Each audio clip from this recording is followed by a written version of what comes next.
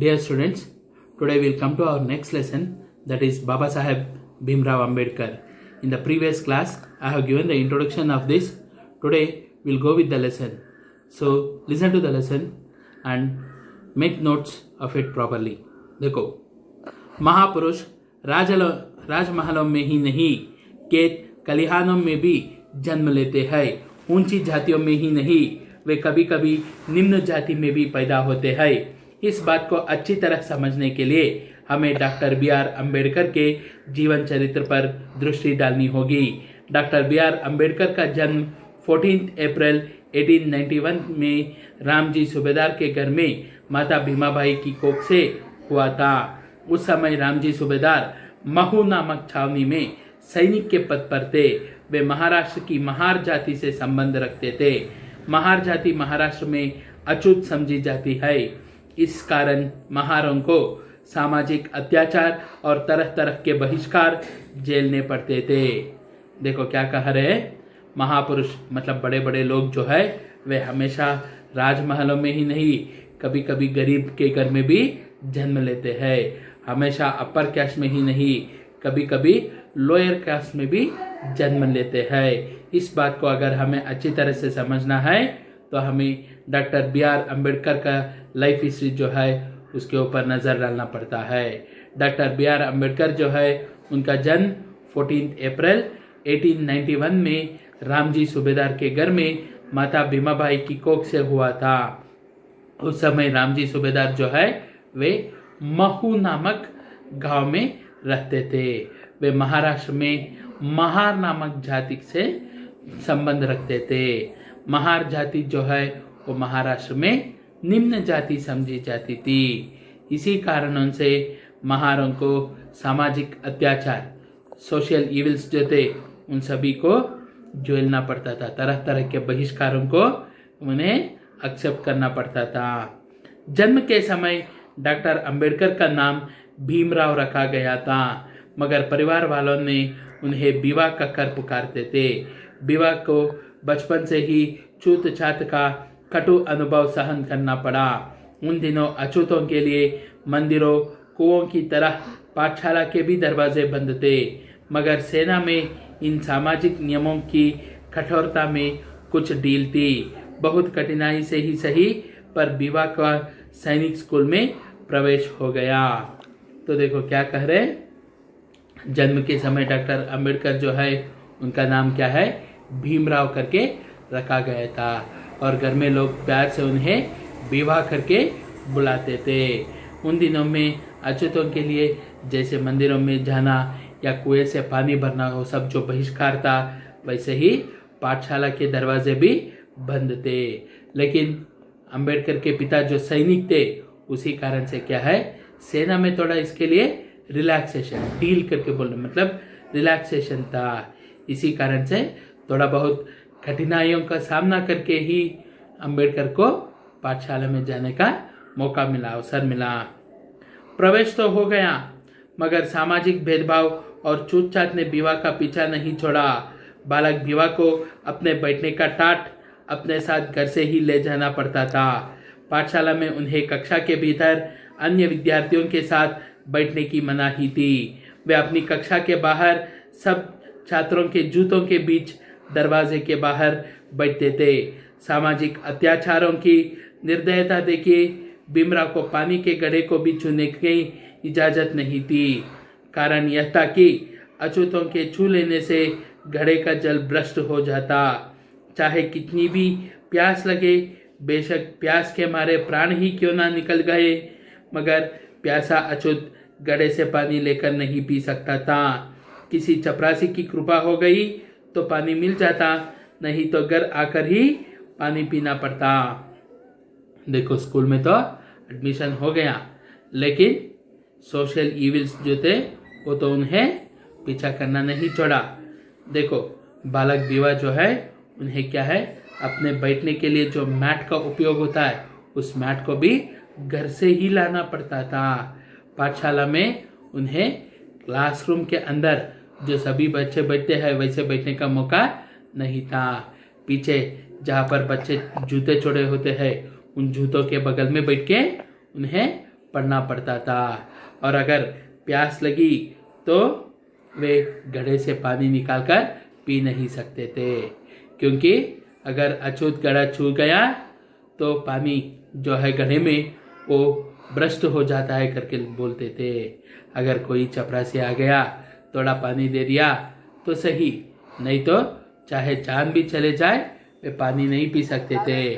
उन्हें क्या है, घर आकर ही पानी पीना पड़ता था। रामजी सूबेदार शिक्षा और अनुशासन का महत्व भली प्रकार जानते थे। उन्होंने भीमराव को भी इसका महत्व अच्छी तरह समझाया। यही कारण है कि सब प्रकार के अत्याचार, अनाचार और भेदभाव सहन करके भी वे शिक्षा प्राप्त करने में जुटे रहे। तो देखो क्या कह रहे, रामजी सूबेदार भीमराव के पिताजी जो है उनको एजुकेशन और डिसिप्लिन, शिक्षा और अनुशासन, अनुशासन मतलब डिसिप्लिन जो है उसकी महत्व जो है वो बहुत ही अच्छी तरह पता था। इसलिए उन्होंने भीमराव को इसकी महत्व जो है उसे अच्छी तरह से समझाया था। इसी कारण से क्या है, जितना भी अत्याचार होने दो, जितना भी अनाचार होने दो, जितना भी भेदभाव क्यों ना हो जाए, लेकिन वे सभी मुश्किलों को पार करते हुए अपना शिक्षा प्राप्त करने में लगे रहे। भीमराव हाई स्कूल में पहुंचे तो छूटछाट की काली छाया उनके साथ यहाँ भी आदम की। गुरुजी ने एक प्रश्न पूछा, किसी ने उत्तर नहीं दिया। भीमराव प्रश्न का उत्तर लिखने के लिए जो ही ब्लैक बोर्ड की तरफ चले, त्यों ही कक्षा के सवर्ण छात्रों ने शोर मचाते हुए कहा, रोको इस अछूत को, ब्लैक बोर्ड के नीचे रखा हमारा भोजन इसके छूने से भ्रष्ट हो जाएगा। भीमराव इस प्रकार के असंख्य अपमान के खून के गुण चुपचाप पी जाते। देखो क्या कह रहे, भीमराव जो है प्राइमरी स्कूल खत्म करके हाई स्कूल में पहुंचे, वहां पर भी ये अनटचेबिलिटी का प्रॉब्लम जो है, ब्लैक शैडो जो है उन्हें साथ लग के ही आया। गुरुजी ने एक प्रश्न पूछा, कोई बालक उत्तर नहीं दे पाए, लेकिन भीमराव उसका हल लिखने के लिए जैसे ही ब्लैक बोर्ड की तरफ बढ़े, छात्र में जो अपर क्लास वाले थे वो लोग चिल्लाने लगे, अरे उसको रोको, नहीं तो ब्लैक बोर्ड के नीचे रखा हुआ हमारा खाना उसके छूने से भ्रष्ट हो जाएगा।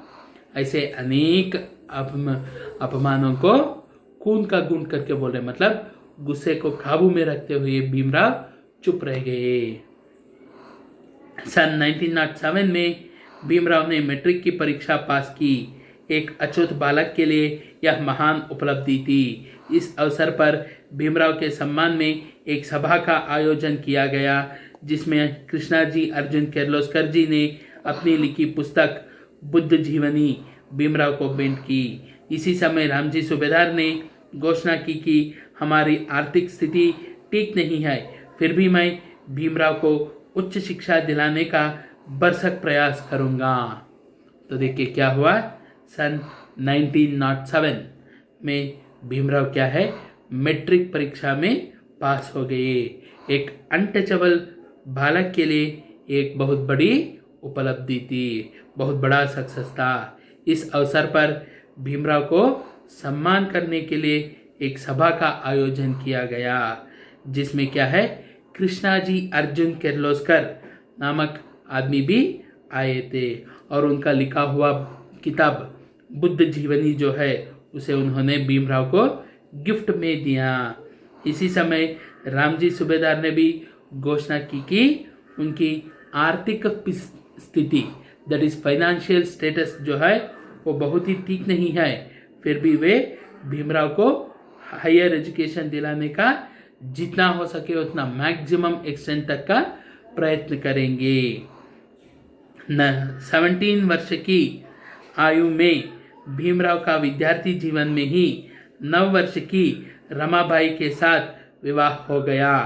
अनेक कठिनाइयों का सामना करते हुए भीमराव बम्बई के एलिफेंटस कॉलेज में दाखिल हो गए।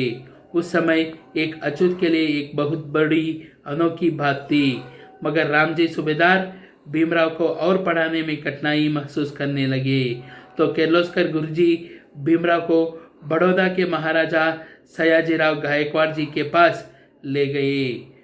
देखिए क्या कह रहे, at the age of 17 Bhimrao जो विद्यार्थी जीवन में थे तभी उनको क्या है 9 इयर्स के रमाबाई के साथ विवाह हो गया।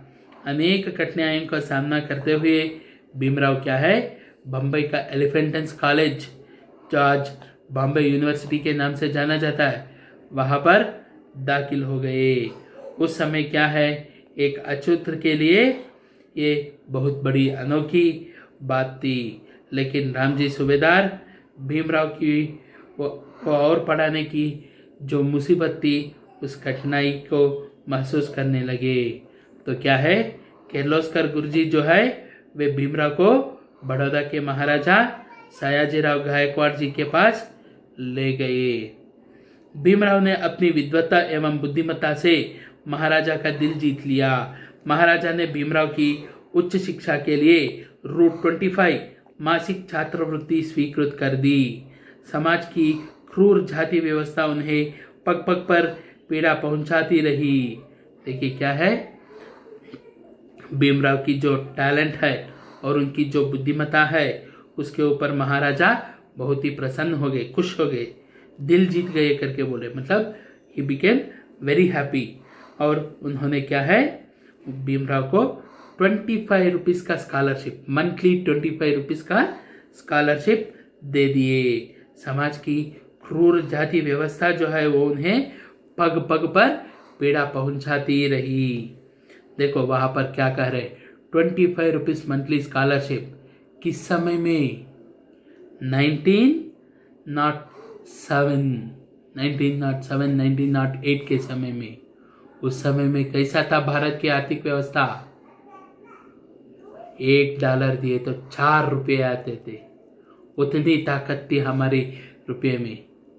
तो देखिए क्या है 25 रुपीज मंथली स्कॉलरशिप उन्हें मिल गए उस समय में। देखो वे संस्कृत पढ़ना चाहते थे मगर अछूत होने के कारण उन्हें संस्कृत भाषा नहीं पढ़ने दी गई। दृढ़ इच्छा शक्ति के धनी भीमराव ने 1912 में अंग्रेजी और फारसी विषयों के साथ बम्बई विश्वविद्यालय से बीए की परीक्षा पास की थी। वे बीए की परीक्षा पास करने वाले पहले महार थे। देखो क्या है अंबेडकर तो संस्कृत पढ़ना चाहते थे लेकिन अछूत होने के कारण से उन्हें संस्कृत भाषा पढ़ने नहीं दी गई। दृढ़ इच्छा शक्ति के धनी भीमराव ने 1912 में अंग्रेजी और फारसी विषय, पता है ना फारसी भाषा जो भारत में है, रतन टाटा जो है टाटा ग्रुप के ओनर, उनकी भाषा है फारसी, वे फारसी लोग हैं। तो वो फारसी भाषा जो है उसमें उन्होंने बीए की डिग्री प्राप्त कर ली। तो देखो क्या कह रहे उनकी जाति महार जाति जो है उसमें भीमराव सर्वप्रथम थे जिन्होंने बीए की डिग्री हासिल की थी। सन 1913 में अपने पिता की इच्छा के विरुद्ध भीमराव बड़ौदा स्टेट फोर्स में लेफ्टिनेंट भर्ती हो गए।